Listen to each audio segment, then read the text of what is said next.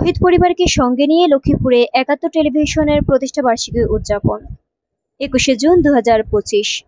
দেশের জনপ্রিয় বেসরকারি টেলিভিশন চ্যানেল ৭১ টেলিভিশনের ১৩তম প্রতিষ্ঠা বার্ষিকী আজ। এ দীর্ঘ সময় ৭১ শুধু খবর সম্প্রচার করেনি, বরং অনুসন্ধান করেছে সংবাদের আড়ালে লুকিয়ে থাকা প্রকৃত সত্য নিয়ে।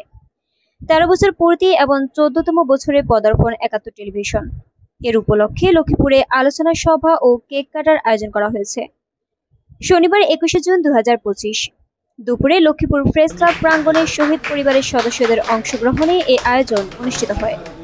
অনুষ্ঠানে উপস্থিত ছিলেন ২৪-এর শহীদ পরিবারের সদস্য, স্থানীয় গণমাধ্যম কর্মী, সামাজিক ও সাংস্কৃতিক সংগঠনের প্রতিনিধি সহ বিভিন্ন শ্রেণী পেশার মানুষ। বলতে গেলে সাহসী সংবাদ, নির্ভীক প্রকাশ, এই নীতিতে বিশ্বাসী ৭১-এর লক্ষ্মীপুর প্রতিনিধি আতোয়ার রহমান মনির তুলে ধরেছেন জেলার দুর্ভোগ, অনিয়ম, অবহেলা ও নানা বৈষম্যের চিত্র। স্বাস্থ্য খাতে অনিয়ম, নদী ভাঙ্গন, ভূমি জবরদখল, কিশোর গ্যাং, রাজনৈতিক সহিংসতা থেকে শুরু করে জনসচেতনতামূলক প্রতিবেদন সবই পেয়েছে ৭১-এর স্ক্রিন জুড়ে জায়গা। স্থানীয় রাজনৈতিক, সামাজিক ও সাংবাদিক মহলের ভাষ্যে,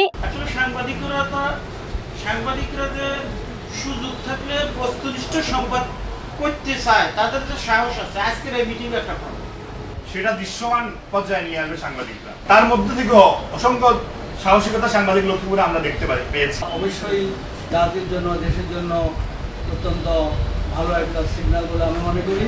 এবং আতোয়ার রহমান মনির সাহেব জেলা প্রতিনিধি হিসেবে তিনি অত্যন্ত সক্রিয় এবং তুখোড় একজন সাংবাদিক হিসেবে যে ভূমিকা রাখছেন, সেটা আগামী দিনে আরও অব্যাহত থাকবে।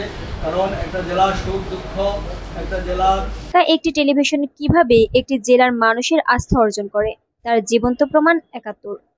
একটা জেলার উন্নয়ন এবং সমস্যা তুলে ধরার মাধ্যমে সাংবাদিকরা যে অবদান আসতে পারে, সেটা একমাত্র সাংবাদিকরাই পারে।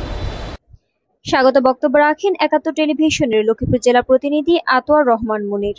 সভায় সভাপতিত্ব করেন লক্ষ্মীপুর প্রেস ক্লাবের সাবেক সভাপতি আহ মুস্তাকুর রহমান এবং সঞ্চালনায় ছিলেন প্রেস ক্লাবের সাধারণ সম্পাদক সাইদুল ইসলাম পাবেল। আমাদের মাঝে উপস্থিত আছেন লক্ষ্মীপুরের সিনিয়র সাংবাদিক গাজী গিয়াসউদ্দিন, উপস্থিত আছেন লক্ষ্মীপুর প্রেস ক্লাবের সাবেক সভাপতি কামাল উদ্দিন মালাদার, উপস্থিত আছেন সাবেক সাধারণ সম্পাদক কামাল উদ্দিন, উপস্থিত আছেন বিশিষ্ট সাংবাদিক সেলিমউদ্দিন নিজামী, উপস্থিত আছেন শহীদ পরিবারের শহীদ কাউসারের বাবা এবং মা, উপস্থিত আছেন ছাত্র সমন্বয়ক কারমান হোসেন, উপস্থিত আছেন বিশিষ্ট সাংবাদিক জহিরুর রহমান রেজা, উপস্থিত আছেন। অনুষ্ঠানে প্রধান অতিথি ছিলেন অতিরিক্ত জেলা প্রশাসক সার্বিক সম্রাট খিসা। তিনি ৭১ টেলিভিশনের সাহসী সাংবাদিকতা, নিরপেক্ষতা ও মুক্তিযুদ্ধের চেতনায় উজ্জীবিত পথ চলার প্রশংসা করেন এবং ভবিষ্যতেও গণমানুষের পক্ষ থেকে দায়িত্বশীল সংবাদ প্রচারের আহ্বান জানান।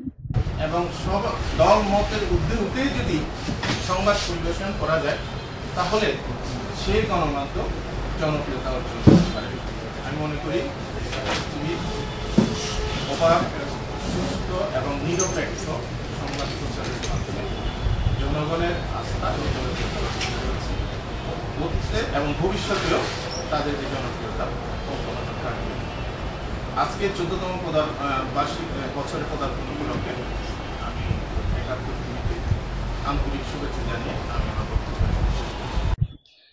আমরা লক্ষ্মীপুরের মানুষ ৭১-এর মাধ্যমে নিজেদের কণ্ঠস্বর পেয়েছি। আতোয়ার মনির আমাদের কথা যেমন বলেন, তেমনি তুলে ধরেন সমস্যাগুলো সাহসের সঙ্গে। বলেন ৫ই আগস্ট পরবর্তী সময়ে এটা আস্তে আস্তে আগে থেকে আরও বেশি গ্রহণযোগ্যতা পাচ্ছে।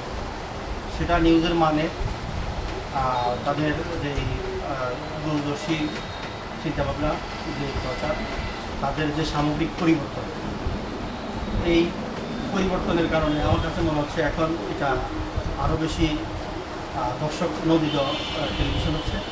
আর আমাদের এখানে যিনি কাজ করছেন, আমাদের আতোয়ার রহমান মনির, তিনি ৭১ টেলিভিশনের প্রথম থেকেই কাজ করছেন। তিনি পাশাপাশি একটা নীতিও কাজ করছেন সমকালে। তো আমরা দেখি তিনি অনেক বেশি অ্যাক্টিভলি কাজ করছেন, অনেক প্র্যাকটিস করছেন, অনেক দৌড়াদৌড়ি করছেন, অনেক পরিশ্রম করছেন। তো আমার সূচনা বক্তব্যে আমি তার জন্য দোয়া করি। সাংবাদিক তহিদুর রহমান, জাহাঙ্গীর আলম। আসলে একজন নির্ভীক সাংবাদিক, গণমাধ্যমে কাজ করে যাচ্ছে, প্রতিনিয়ত সংগ্রাম করছে যে আরো ভালো করবে, এই প্রত্যাশা রেখে 71 টিভির সম্পৃক্তি কামনা করছি। সবাই সাবেক সাধারণ সম্পাদক কামাল হোসেন, সাবেক সভাপতি কামাল হাওলাদার, সাংবাদিক গাজী গিয়াসউদ্দিন। 71 স্ক্রিনে যখন লক্ষ্মীপুরের খবর দেখি মনে হয় আমরা কেউ পিছিয়ে নেই। এটা শুধু একটি টেলিভিশন না, এটা আমাদের পরিবার, মন্তব্য করেন সমকাল শরীয়ত সমাবেশের জেলা সাধারণ সম্পাদক মাহবুর রহমান। এই টিভির যে 71 টিভির যে জন্মবার্ষিকীতে একটি কথাই বলবো, বস্তুনিষ্ঠ সাংবাদিকতার এবং সংবাদ পরিবেশনের মাধ্যমেই একটি দেশ পরিবর্তিত হতে পারে। যেটা আমরা লক্ষ্য করেছি বিগত দিনে সংবাদগুলোর পরিবেশনে মনে হয় যে কোনো একটু ঘাটতি ছিল, খামতি ছিল, কিন্তু সাম্প্রতিককালে 71 টিভির খবর থেকে শুরু করে যে প্রতিবেদনগুলো দেখানো হয়, আমরা লক্ষ্য করেছি এগুলোর মধ্যে জনগণের কল্যাণ এবং রাষ্ট্রের মঙ্গল নিহিত আছে। এই বিষয়গুলো খুব ঘটাও করে তুলে ধরছে। এই জন্য আমি 71 টিভিকে এই জন্মদিনের শুভেচ্ছা জানাচ্ছি। পাশাপাশি শুভেচ্ছা জানাচ্ছি লক্ষ্মীপুরের যে প্রতিনিধি আমাদের আতর রহমান মনির ভাইকে। আর সাথে সাথে বক্তব্য না বাড়িয়ে সবাইকে আবারও ধন্যবাদ জানিয়ে এই শুভ জন্মদিনে 71 টিভি আরও এগিয়ে যাবে, আরও দেশ এবং মাটি মানুষের জন্য কাজ করবে, সেই প্রত্যাশা রেখে শেষ করছি। আসসালামু আলাইকুম। সন্ধানে নামে এজন্যই তো আমরা আমাদের ভালোবাসার 71 টিভি, বলেন লক্ষ্মীপুর ডিবেট অ্যাসোসিয়েশনের সাবেক সভাপতি আরিফুর রহমান। 71-এর জন্মদিনে কেক কাটা, শুভেচ্ছা বিনিময় আর স্মৃতিচারণের মধ্য দিয়ে লক্ষ্মীপুরে উদযাপিত হয় দিনটি। সাংবাদিক, জনপ্রতিনিধি ও সুধীজনেরা সবাই জানালেন শুভেচ্ছা আর অভিনন্দন, জানিয়েছেন বৈষম্য বিরোধী ছাত্র আন্দোলনের জেলা আহ্বায়ক আরমান হোসাইন।